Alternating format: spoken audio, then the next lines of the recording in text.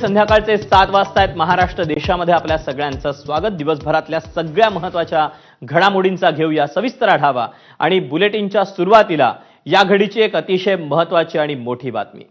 मराठीच्या मुद्द्यावर एकत्र आलेल्या ठाकरे बंधूंची अद्याप महापालिका निवडणुकांसाठी अधिकृत युती जाहीर झालेली नाही आणि अशातच ठाकरेंच्या शिवसेनेचे खासदार संजय राऊतांना इंडिया आघाडी आणि मविया अडगळ वाटू लागली आहे। इंडिया आघाडी लोकसभेपुरती तर महाविकास आघाडी ही विधानसभेपुरती होती असं वक्तव्य संजय राऊतांनी केलं। महापालिका निवडणुकांसाठी इंडिया आणि मवियाची गरज नाही असं देखील राऊतांनी जाहीरच करून टाकलं। तसंच उद्धव आणि राज यांनी एकत्र येऊन निवडणुका लढवाव्यात असा जनतेचा दबाव आहे असं मोठं वक्तव्य करायला राऊत विसरले नाही।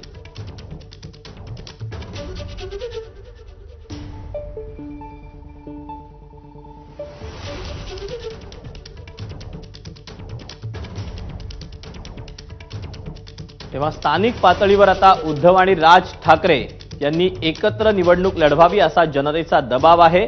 त्यामुळे आगामी काळामध्ये या दोन्ही बंधूंनी एकत्र निवडणुका लढवाव्यात असं मोठं वक्तव्य संजय राऊत यांनी केलेलं आहे।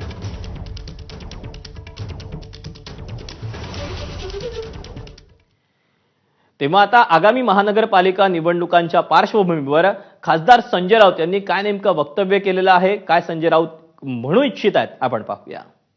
हमको पूछा कि इंडिया आघाड़ी का अब वजूद क्या है। हमने कहा इंडिया आघाड़ी लोकसभा के लिए बनी थी, महाविकास आघाड़ी विधानसभा के लिए बनी थी। ये दोनों की कोई ज़रूरत लोकल बॉडी इलेक्शन में नहीं है। ये दोनों आघाड़ी अब लोकल बॉडीज में लोकल इशू होते हैं, शहर के इशू होते हैं, बहुत स्थानिक मुद्दे होते हैं। मुंबई महानगरपालिकांसह महाराष्ट्रातल्या महानगरपालिकामध्ये शिवसेना आणि मनसे खास करून माननीय उद्धव ठाकरे आणि राज ठाकरे यांनी एकत्र येऊन निवडणुका लढाव्यात हा लोकांचा दबाव आहे। या संदर्भात भविष्यात चर्चा होतील, वेळ आहे अजून, त्याच्यावर त्याचा फार चिंता करण्याचं कारण नाही। तर सगळेच पक्ष स्वबळाची तयारी करत असल्याचं काँग्रेसचे नेते नाना पटोले यांनी म्हटलंय। तर मतमतांतर असू शकतात अशी प्रतिक्रिया जितेंद्र आव्हाड यांनी दिली। आज कसं त्याचं वक्तव्य करता येईल? कुठल्या जिल्ह्यामध्ये होऊ शकतं, कोणत्या जिल्ह्यात नाही होऊ शकतं? ठाकरेंकडून क्लिअर मेसेज पाहायला मिळतो। त्यांनी काय केलं त्यांच्या मेसेजवर मी काय प्रतिक्रिया द्यावी, पण प्रत्येक ठिकाणी निवडणुका ह्या प्रत्येक तालुक्यात वेगळ्या, प्रत्येक जिल्ह्यात या वेगळ्या वेगळ्या पद्धतीने स्थानिक कार्यकर्त्यांना विश्वास घेऊन लढले जातील। त्यामुळे या सगळ्याची चर्चा आज मी करणं काही बरोबर नाही। तुम्ही सोबळाची तयारी करताय?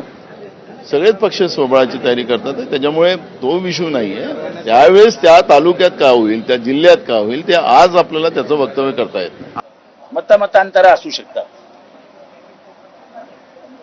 काही विषयांवरती माझे त्यांचे मतभेद होतील, असतील, होते, पण जेव्हा दोन घरं एकत्र येत आहेत, दोन रस्त्यावर चालणारे दोन भाऊ एकत्र येत आहेत, माझे त्यांचे संबंध काही घरचे नाही आहेत, मी त्यांच्याकडे कधी पोहे खायला गेलेलो नाहीये, मी एवढा मोठा आहे माणूसही नाही की त्यांच्याशी जाऊन राजकीय चर्चा करेन, पण जर दोघं भाऊ एकत्र असतील तर माझ्यासारख्या माणुसकी धर्म पाळणाऱ्या माणसाला नक्कीच, कुटुंबवत्सल माणसाला नक्कीच आनंद होईल।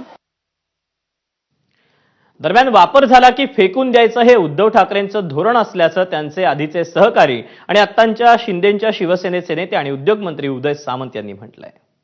लोकसभेपुरतं होतं असेल, विधानसभेपुरतं होतं असेल, कदाचित ही युती झाल्यानंतर स्वतःची इच्छा पूर्ण झाल्यानंतर बाकीच्या पक्षांबद्दल देखील ते हीच भूमिका घेऊ शकतात। मराठी माणसाचा जो मेळावा झाला त्याला युतीचं वलय कोणी लावू नये, अजून बरंच पुलाखालून पाणी जायचं शिल्लक आहे।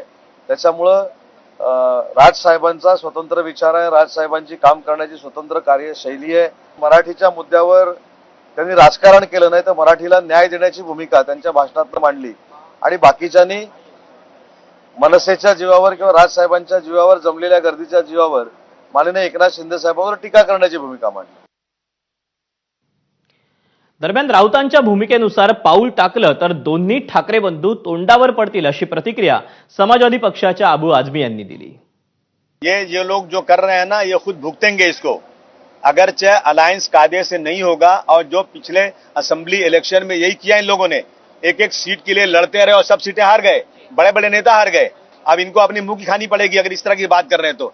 इंडिया अलायंस मजबूती के साथ उत्तर प्रदेश में लड़ा और उत्तर प्रदेश में समाजवादी पार्टी की 37 सीट आई, कांग्रेस की 6 सीट आई, जो कभी नहीं आ सकती थी। अगर ये अलायंस मजबूत रहेगा तो अच्छा होगा। ये मैं अपने फायदे के लिए नहीं, मैं सेक्युलरिज्म के फायदे के लिए कहना चाहता हूं कि अलायंस मजबूती से बनाना चाहिए और सीटों में झगड़ा नहीं करना चाहिए।